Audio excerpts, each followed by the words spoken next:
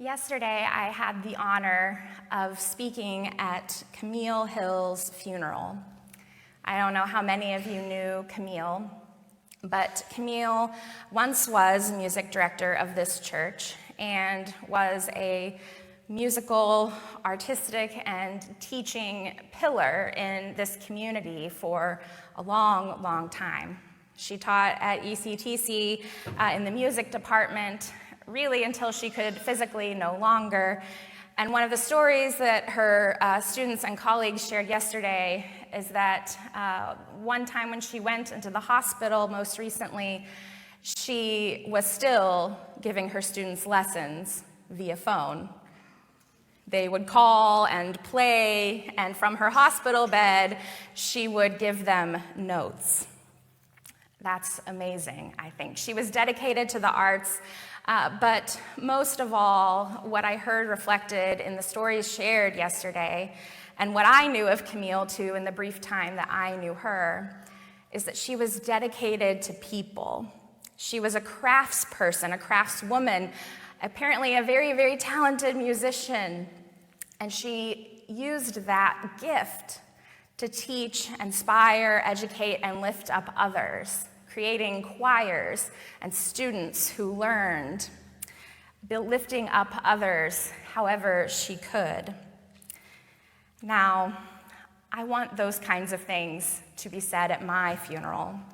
I don't know about you, but those are the kinds of funerals where I think this person lived a good life because they knew what love was. They had received it from God and from the people in their life, and they shared it freely.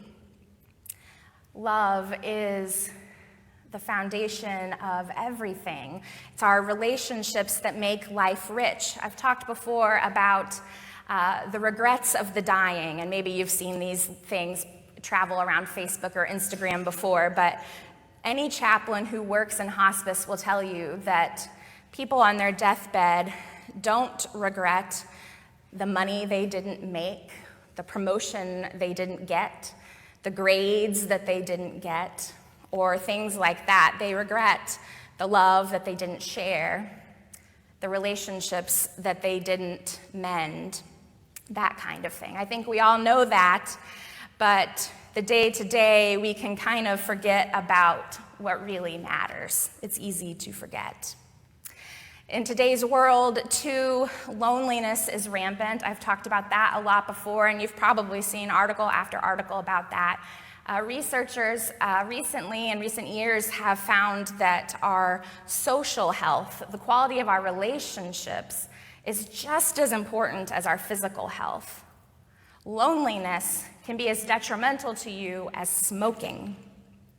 Isn't that wild? And we all know how bad smoking is, right? Or we should by now. And forgive me, if any of you are smokers, bless you, it's okay.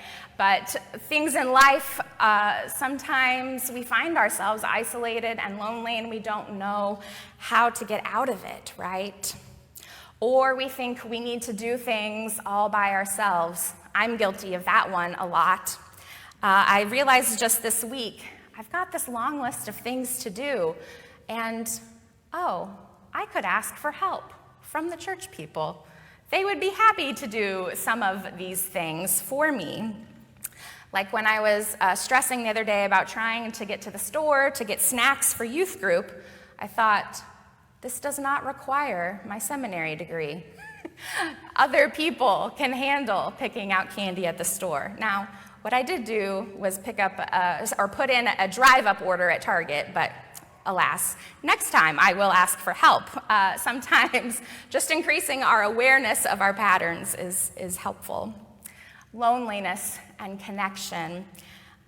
Today we're starting a new year-long series in what's called the Narrative Lectionary. A lectionary is a set of assigned scripture readings, and the Narrative Lectionary is fairly new, and it goes through the Bible in kind of a big story arc. Starts in the Old Testament and hits a lot of stories from now until Christmas, and then after Christmas in the new year, we'll spend a long time in the Gospel of Mark, following Jesus. and then go to Acts and the stories of the early church. The idea is to sort of see how it all hangs together, God's story and interaction with people through history.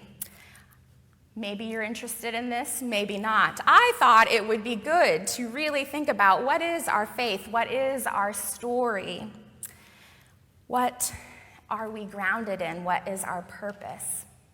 And we start here in Genesis. This is Genesis 2.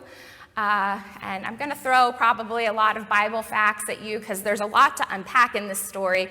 So if you have questions about anything I say, please come and talk to me afterwards. But this is the second of two creation stories, right? There's Genesis 1, which is the traditional 6 days and nights business, which has a very repetitive kind of structure to it. And then this story, Genesis 2, is God's creation and forming the humans out of mud.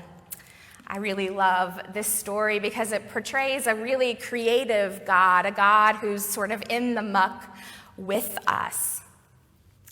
Okay, and there's lots of details that we could talk about because there's the whole science thing and evolution and what does the Bible mean? Do we take it as literal? No, we do not. But what we're doing with the story is God is showing us who God is and who we were formed to be. That's how this story functioned for the people and how it can function for us. While I love this story of God forming humans out of dirt, the other issue we often run into with this story is that it's often been used for arguing about the second-rate place of women.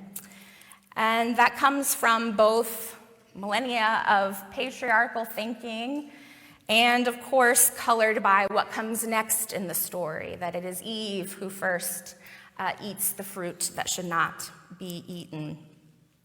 But I want to focus on a little Hebrew phrase, and again, this excites me. I don't know if any of you are excited, but maybe not. It's fun. I hadn't studied this in a long time, and I thought, I don't remember ever learning this.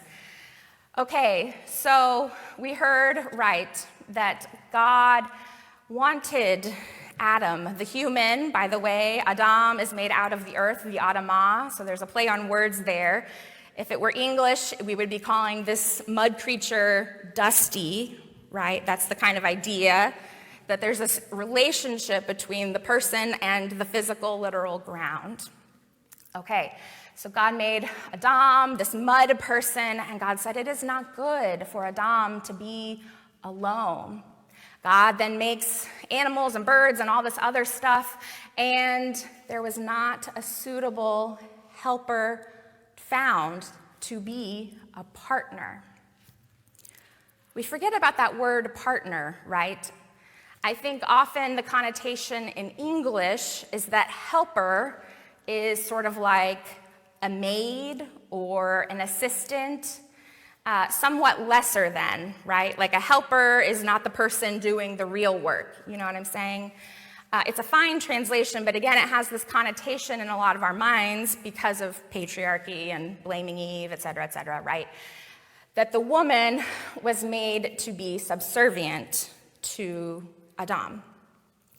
But, okay, back to the Hebrew. It is ezer kenegdo.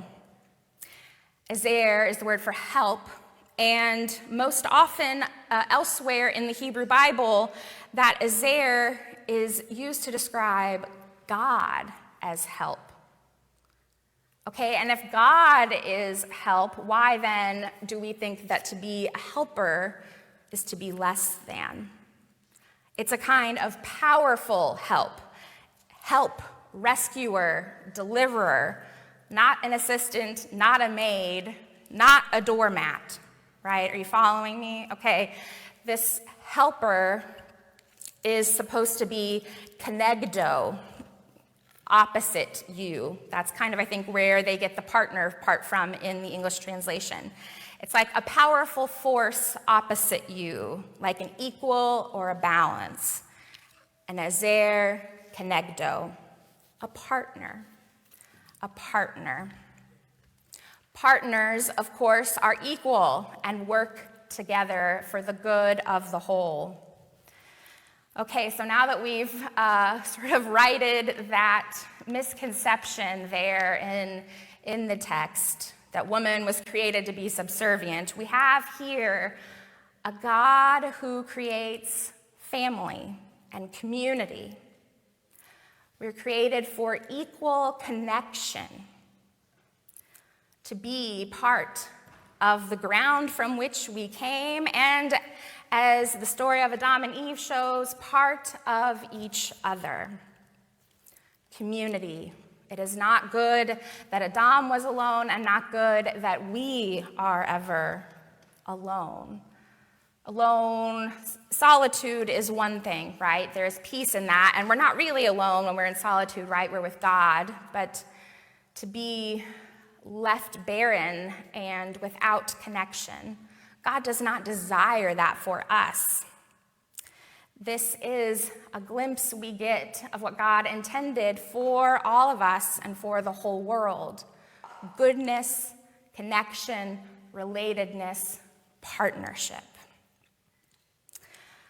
Last weekend, I was at Camp Pyoka up in Brownstown, Indiana, and had the opportunity to baptize a child, a little baby, named Grant. We also celebrated communion that day, so it was like a church double whammy. Somehow I did it all in an hour. It was very impressive, I thought. But in my little message beforehand, I was talking about connection and how baptism in the water that we use and in communion, the bread and the juice, like if you were to think about it in a very scientific way, these elements connect us to everything. We were using that day water taken fresh from the lake, and I said, we all know, or hopefully we learned in elementary science class at some point, that water is a moving part of our natural world, right? It doesn't just sit in a lake, it evaporates, right? And condensates, and there's rain and stuff, okay? You know, there's a water cycle, and that means that the water that we encounter every day has been other places. Okay, you see what I'm saying? The water in our bodies has been somewhere else before. If you've seen Frozen 2, there's that line about water has memory. Okay, I think this is really cool. Are you guys following me? Like, the water has been other places in the world, and thus, when we consume it, when we're touched by it through baptism, we are connected very literally and physically to all those places, all those people, the animals that peed it out, the animals that drank at the lake, the bacteria at the wastewater treatment plant. You can look on Netflix, by the way, and watch Storybots. There's an episode, it's a kid's show, but there's an episode about wastewater treatment plant that will make you really appreciate your clean water and the wonderful people who work at the wastewater treatment plant.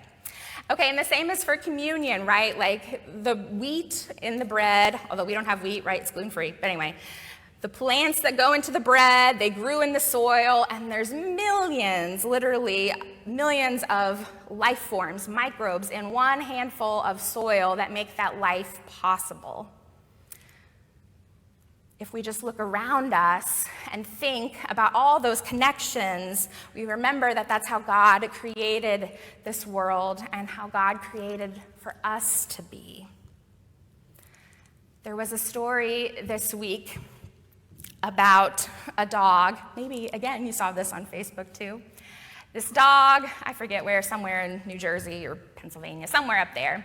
This dog was in a shelter and escaped not once, not twice, but 3 times, went over several very tall fences, and kept going, again, not once, not twice, but 3 times to this very same nursing home that wasn't even like next to the shelter. It was kind of, down the street and around the block. And the dog found itself in some lobby and would just park itself on the couch and fall asleep. Not once, not twice, but 3 times the nursing home called the shelter and said, "Come get this dog. What is he doing here?"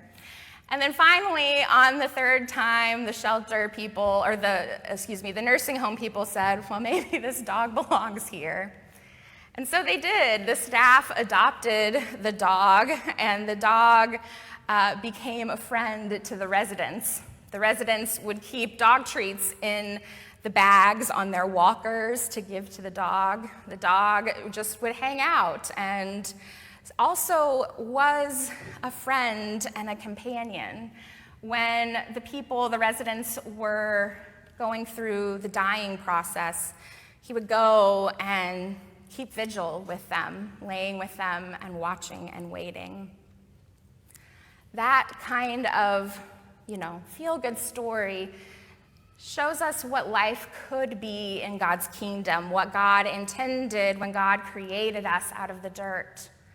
A place where dogs and humans have something to give each other, where we can grow in love just by being who we are and being open to the opportunities and the possibilities all around us. We can be like the nursing home staff who took that dog in, and maybe too, we're like the dog, trying to find a place where we belong. And friends, God will find a place for you to belong. Keep trying.